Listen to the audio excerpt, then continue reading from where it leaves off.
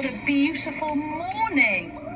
The first stop on our architectural adventure takes us an hour's drive out of Madrid to an ancient pine forest on the outskirts of the town of San Lorenzo de El Escorial. Look at the dappled light. This is beautiful. Is it up here somewhere? We're nearly there. I think it is. We're heading to an unconventional four-bedroom home where one architect took on the seemingly impossible challenge of building a house which would weave right amongst the trees in the forest without damaging them. Most people clear the trees from a site before they build. Yeah. But this guy kept the trees, allowing the house to weave among them. So is that why the design's so extreme? Yeah, Because they've had to take the trees into account. It wasn't just a crazy idea about doing some weird shape. It was actually about wanting to preserve the qualities of the trees that existed on the site.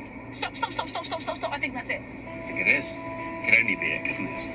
Check out the fence. It's quite industrial. It looks a little bit like Ford Open Prison in Sussex. Does it? Have you got the buzzer to get us in? Ooh, yes, I have some right here. Hang on, I'm pressing everything. Oh, yes! There we are. I love it when that happens.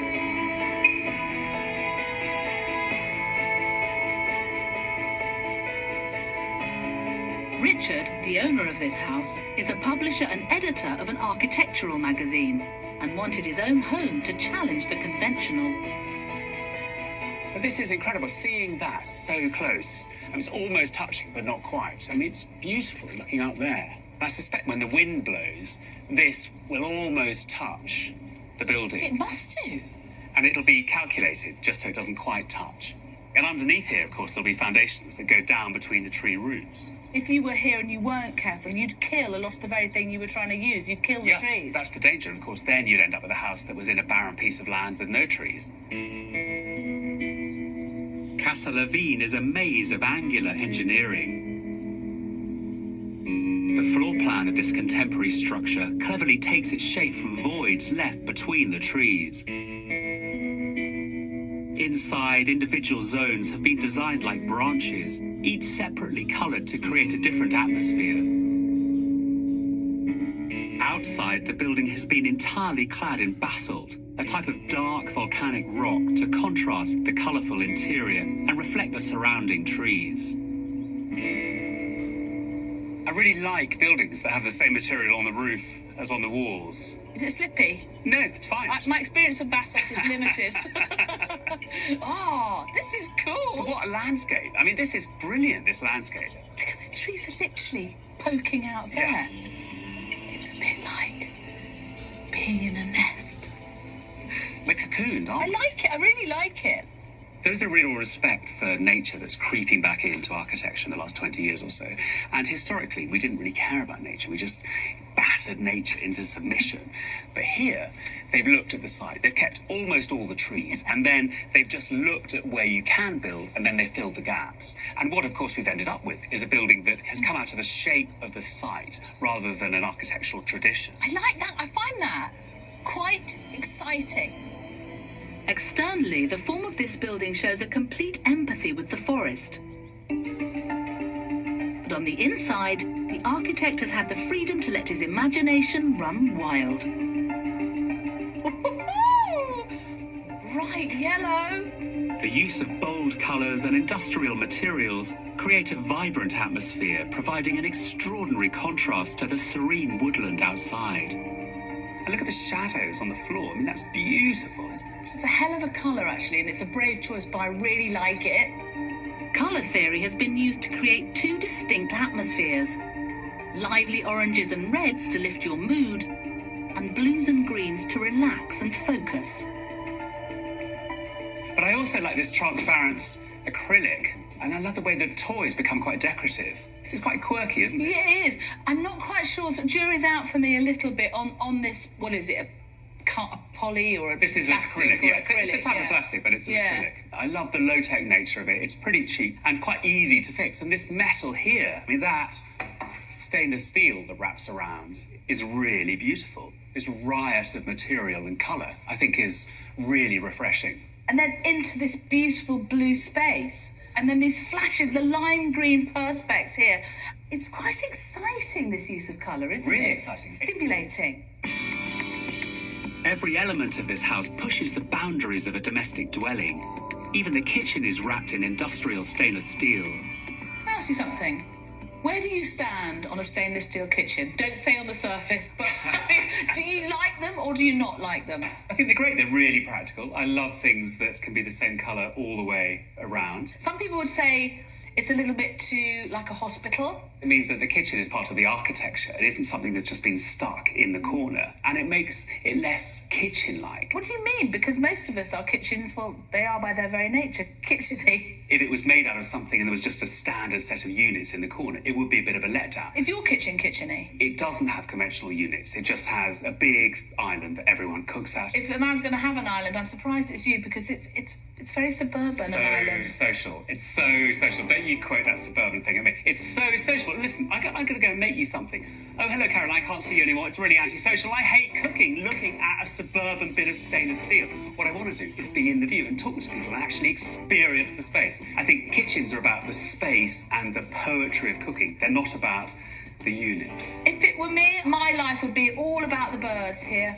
I'd have a pair of binoculars permanently there. I'd spend my whole life just watching nature. And I'd spend my whole time just marvelling at the spatial sequence and how wonderful it is and just basking in the sheer delight of it all.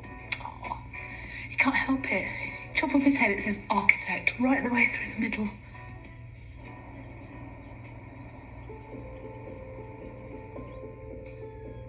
This unusual house began with a very unusual brief for architect Eduardo Arroyo. Tell me how it came about, this project. So one day the client, Richard, arrives in the office and said, I want a house to change my life. That's pretty powerful, isn't it? A pretty powerful statement. Scary at the same time. And when you came here, what did you think of the site initially? Well, it was quite shocking because it was completely packed with trees. So most of them are 100, 200 years old. So my first response was, well, it's impossible to build anything here. But Eduardo and his team weren't going to be defeated by the plot of land and embraced the challenge of building a home in what most architects would consider an unworkable location. Show me some early sketches that show the evolution of the house. I'm really interested in that. One of my favorites, in a way, is the one we did the first day we were in the site. We did a very strict and precise work of measuring all the trees, the distances, the thickness of the trees, and once we had that very precise technical plan to activate some very rough and intuitive ideas of how to use this forest. How did that feel as the form was beginning to emerge? The forest was guiding us. It was guiding how the forest let ourselves occupy it. To me, it's very exciting to build things that haven't been built before. Coming back to this house, how do you feel walking around it? I normally don't like to come back to my buildings. I think once you have finished your work, then I release myself. So it feels very good to see that even if there are some changes and life has developed inside, absorbing what is happening inside, not getting destroyed by it, which means that the building is very strong. This house is all about the trees, and what that means is that when Eduardo first came here, what he did was work out exactly where the trees were, and what it enabled Eduardo to do was to strike a line around the buildable volume, and there, very naturally, can you see the shape of this house, which sits beautifully in the space left over by the trees. With that, what Eduardo was then left with was the problem of how to build next to a tree. And this house is built right up to the trees. Typically, you need to be way outside the tree canopy because that's where the roots are. And often, if you have a tree trunk like that, the tree roots will spider out from that to about the same distance as the canopy spreads.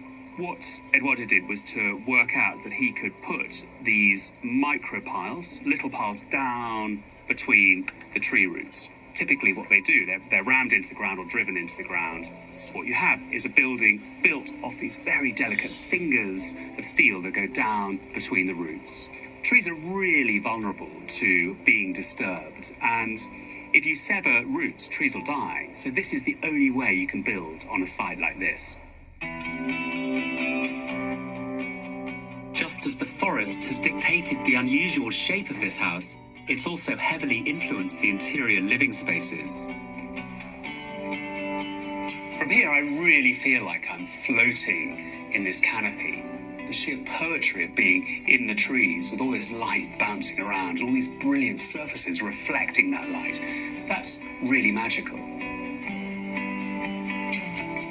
I think this is the perfect place to sit because I can hear the wind rustling through the pines and the bird song. It's great the way this house doesn't have conventional rooms and conventional doors. It just has spaces that you can use in beautiful and inventive ways. And just if I really listen carefully, I can just about hear peers banging on about suburbia and conventional living and how dull it is to have sinks in the kitchen and beds in bedrooms. Often people think that houses like this are difficult to live in, difficult to really occupy in an informal way. But this is a child's bedroom that is full of life. And I love the way these pictures sit alongside something that's really high architecture.